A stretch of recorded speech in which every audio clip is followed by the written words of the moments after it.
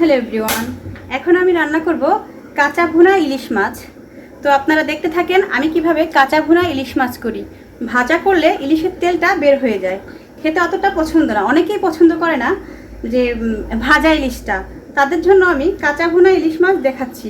এটা খেতে ভাজা ইলিশের থেকেও বেশি সুস্বাদু হয় আর খেতেও অনেক মজার হয়।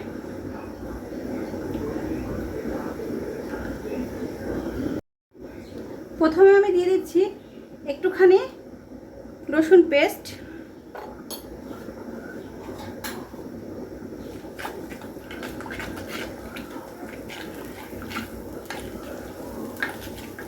দিয়ে দিচ্ছি কাঁচামরিচ। পেঁয়াজ বেরেস্তাটা যেহেতু আমার আগে থেকেই করা, তাই আমি আর পেঁয়াজ দিলাম না, পেঁয়াজটা একটু পরে দিব।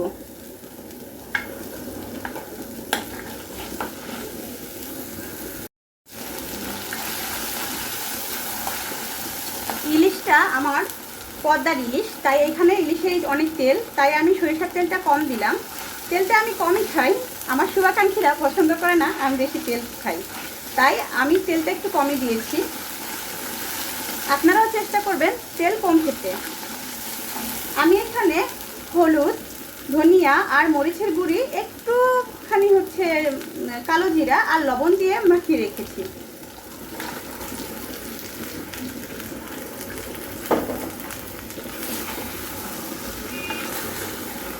মাছটা তেমন কষাতে হবে না।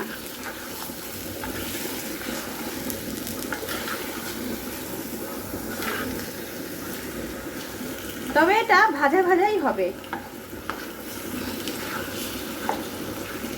তবে এটার নাম কাঁচা ভুনা। এই যে আমি দিয়ে দিলাম, এর উপরে দিয়ে দিব একটুখানি পেঁয়াজ।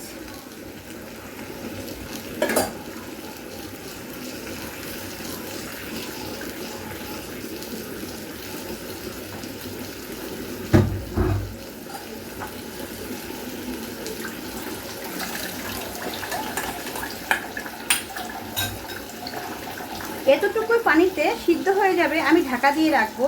একদম যখন একটু পোড়া পোড়া লেগে যাবে তখন আমি এটা নামিয়ে ফেলবো, আর নাড়াচাড়া করব না। মাঝে মাঝে আমি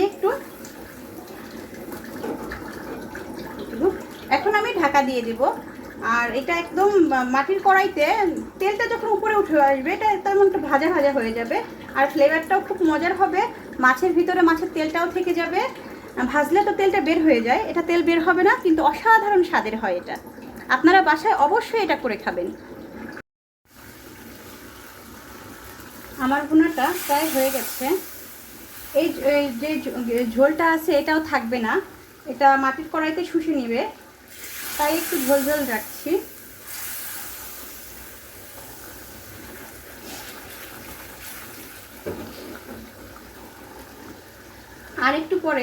আর একটু কিছুক্ষণ পরে নামিয়ে ফেলবো।